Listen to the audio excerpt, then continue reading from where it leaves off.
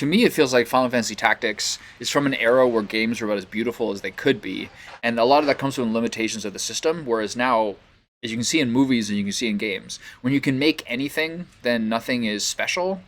But I can't really differentiate that from my own nostalgia of that time because I think the reason there's so much memory bait nostalgia for millennials is because I think we had a lot easier childhood than most people.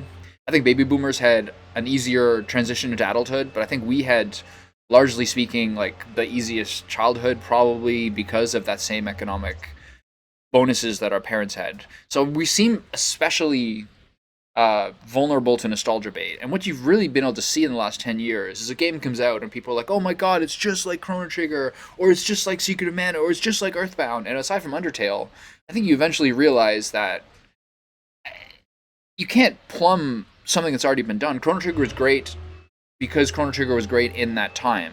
And it's not necessarily going to be the same if you try to replicate some of those elements now. You can feel the emptiness of that.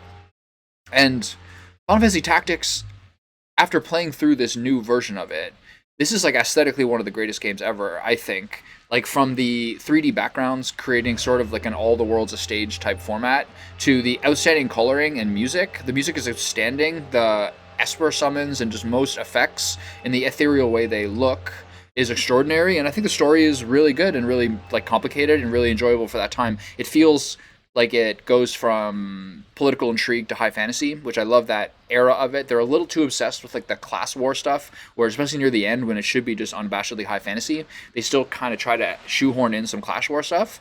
But to me, I can't really tell why they chose to make this game the way they did. Squaresoft likes to have their games on different platforms. They've been doing this for 20 years now to plumb their peak, which is 90 to 2005 or whatever.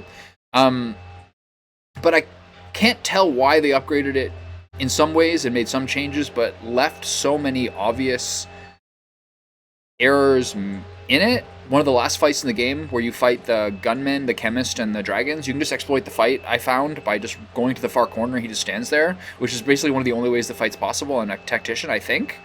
Guys use potions for 30 when they have like 400 plus health. Why?